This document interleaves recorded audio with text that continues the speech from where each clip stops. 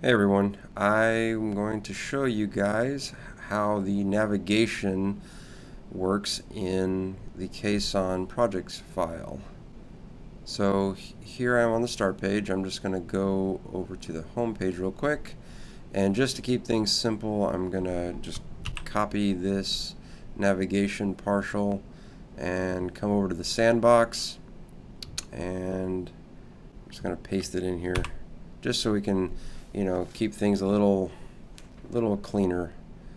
So since this is a partial, I'm going to double click on it and it opens the partial.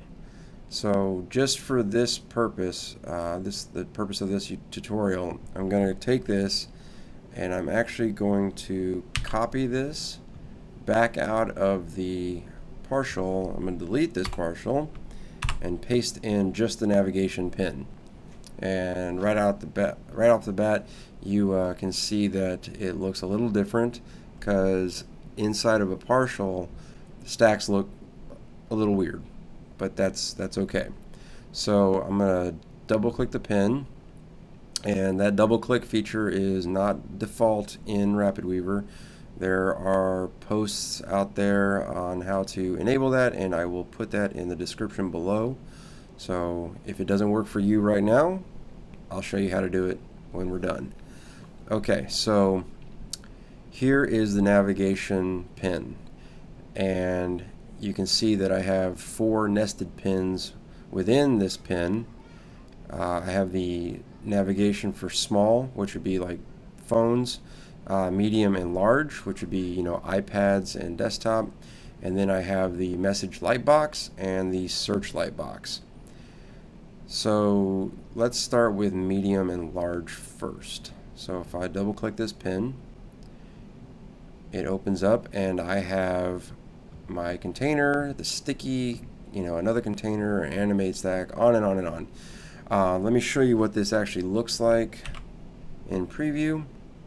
And I know it looks a little weird, like why are these links looking like that? That's just a setting inside of the Total CMS core stack. It processes the macros to strings. If I don't have that on, the project file would take a really long time to load, and we don't have time for that. So pretend like this says home, about us, services, portfolio, on and on and on.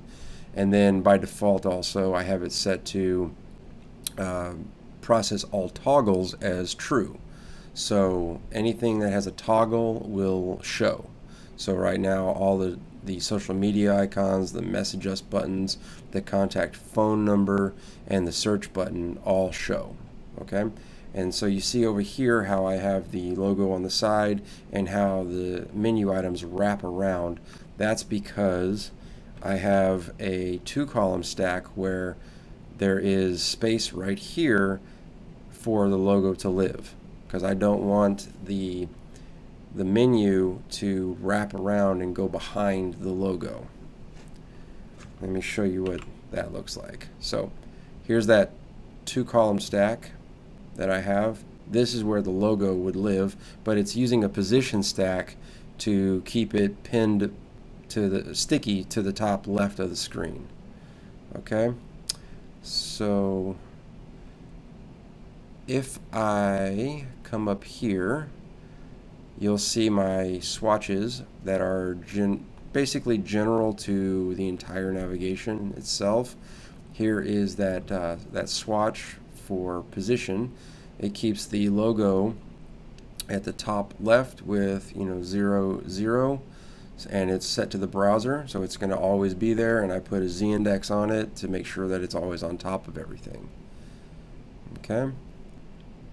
Now here, this menu is actually separate from this menu, and let me show you what I mean by that. So I'm going to come down to here below the navigation itself. Let me close this up just so we can see a little better. I have a basic content template that I use just to throw some stuff in case I need generic content on the screen. So I'm going to paste this several times, and I'm going to refresh my screen. So now I have, some content. Now watch what happens when I scroll.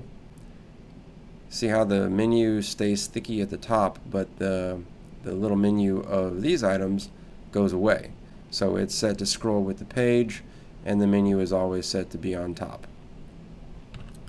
So I'm going to reopen the partial. Alright, so we're back here inside. Alright, now this right here, this menu is a drill down, and it is a partial as well. This menu partial is also found inside of the small version of the navigation. And the reason for that is I like to make things as easy as possible for me to edit, and I like automation. So if I were to double click on this, it opens up the partial, and here's the pin. If I open the pin up, here's the drill down. So you can see in here I have a bunch of macros. These are all total CMS macros, and the menu looks really funky, right? So actually, let's turn that on, and now we can actually see what's going on. This is a new setting as of this week. It will turn off the streamlined version so that you can actually get a better picture of what's actually inside of a drill down, especially when it's inside of a partial. It's a big, huge change, and it's awesome. So you can see the menu structure now. Don't mind the you must add CMS core. The reason it's saying that is because the CMS core stack is not being acknowledged by the partial, and so it thinks that it's on a page without the CMS core, but it kind of technically is. So each menu item is inside of a toggle, and this toggle is, here's the naming convention for it. So settings _ show -- home - page, and those actually are found in the admin portal. If you look at the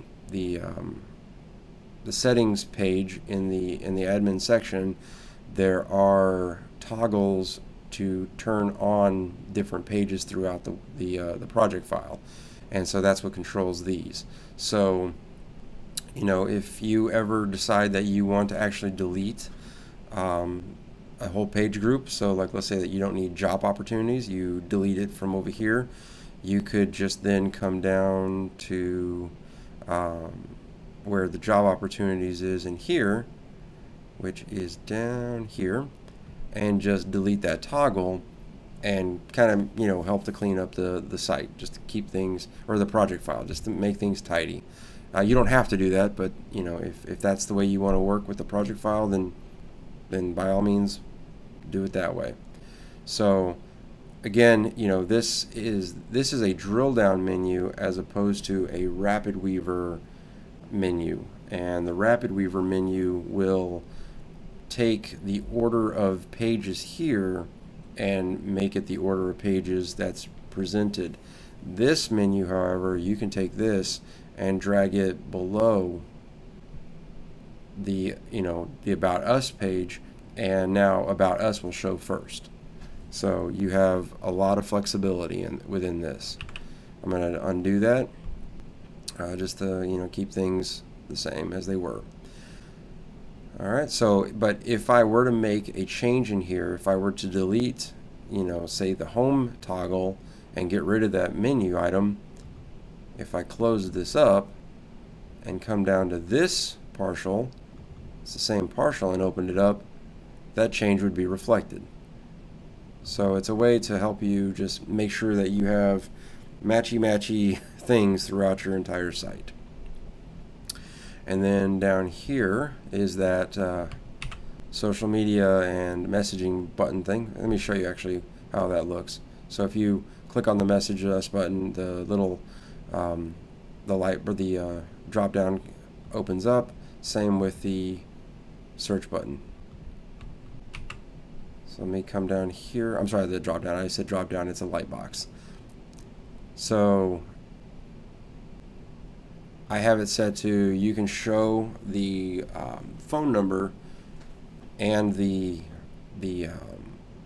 search button and the message us button in the, you can toggle these on and off using the admin portal as well.